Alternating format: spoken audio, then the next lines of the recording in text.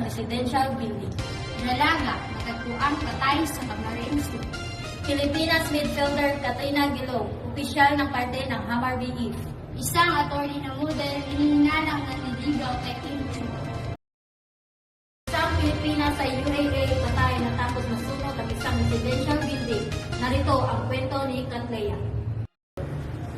Kinumpirma ng Department of Migrant Workers ang pag-asawi ng isang babaeng Pilipina sa Sharjah, United Arab Emirates, matapos sumiklab ang sunog sa isang residential building.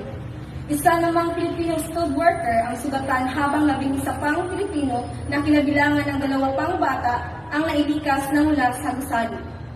Ayon kay DMW Officer in Charge Hans Leo Kapda, ibibigay ng gobyerno ang kinakailangang tulong pinansyal sa mga biktima ng sunog, pati na rin ang legal na tulong sakaling kailangan. Magandang araw, ako si Katlea Tirandoy, back to you. Dalaga, tatwang patay sa Camarines Zoo. Alamin ang detalye kay Ronomy Liu. Patay ng matagpuan ang dalaga sa street sa Barangay Mayogo, Ocampo, Camarines Sur, kahapon ng umaga. Ayon sa ulat ng Ocampo Municipal Police Station, dakong alas 7 ng umaga nitong Abril 16, 2024 nang madiskubre sa crane ng bangkay ng biktima na si Danica Marie Pahati at 18 taong gulang residente ng katabing barangay San Ramon, Iriga City. Ilang metro ang layo mula sa kanilang tahanan.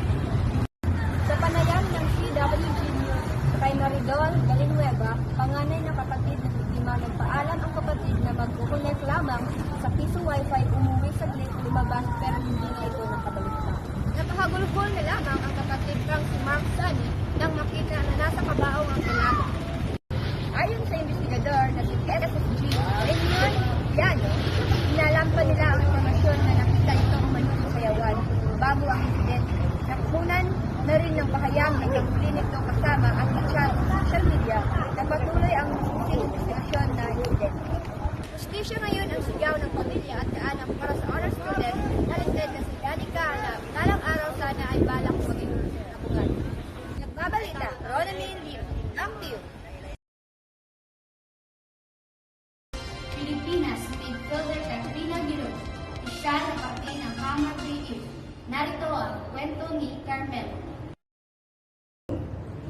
Nakompleto na rin Pilipinas midfielder Katrina Gilong ang paglipat ng Swedish Professional Football Club ng Hamar BF.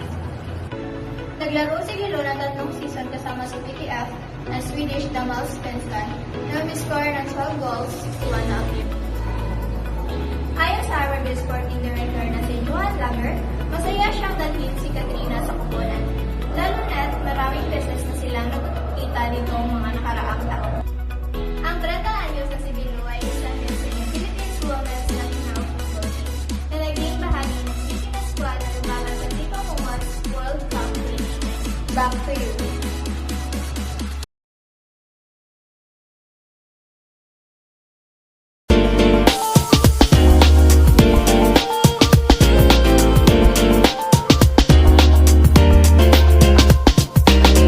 Isang attorney na model, hininalang ng niligaw kay Kim Chu. Narito ang kwento ni Jeneline Malaya. Kinilig ang mga netizens sa pagdalaw ng isang dating contestant sa noontime show upang bisitahin ang isang sa mga host. Nagtaka ang ilan sa pagbisita muli ni Filipino-Norwegian lawyer Oliver Weiler sa noontime show, It's Showtime, kabilang na si Vice Ganda. Kaya agad ito tinanong si Oliver at sinabi si Kim Chu ang kanyang binisita. Sa isa namang interview, naisahan tinanong si Oliver kung niligawan na ba niya si Kim. Ngunit tumanggi itong sumagot. Saad ni Oliver, I don't think it's fair that I speak about that without his permission. Wow, makakasanakot talaga tayo sa relasyon ng iba. O si Jeneline Malaya, back.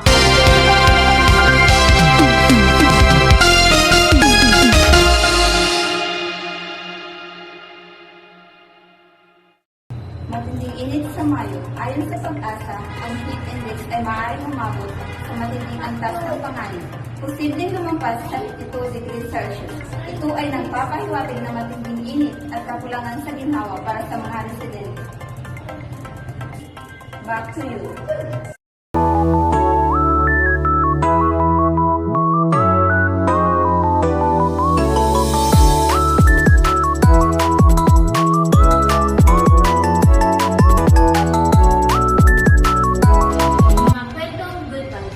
mga estudyante ng Bernicia Foundation College Incorporated nagsagawa ng feeding program.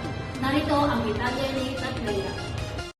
Maraming mga bata ang natuto, nakisaya, nakilahok at nabusog sa ginawang programa ng mga estudyante ng Bernicia Foundation College Incorporated kahit sa gitna ng mainit na panahon. Ang mga balitang nakalap sa oras na ito. Kami ang iyong tagapaglingkod, Anime Bak, Aracela S. Munyera. Bawat pangyayaring tututukan, nagsisilbing mata at boses ng sangkatauhan. Palaging inaasahan at walang inuurungan. Ito ang pinagkakatiwalaan, CWG News.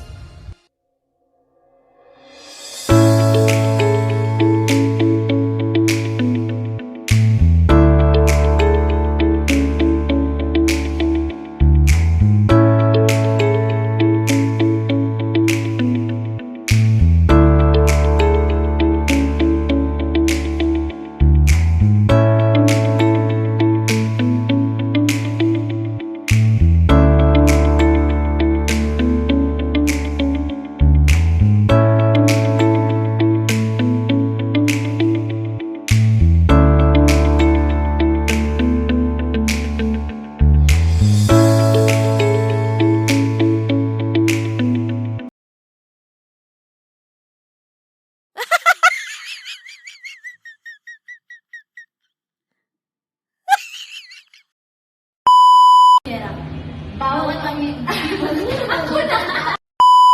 oras na ito. Kami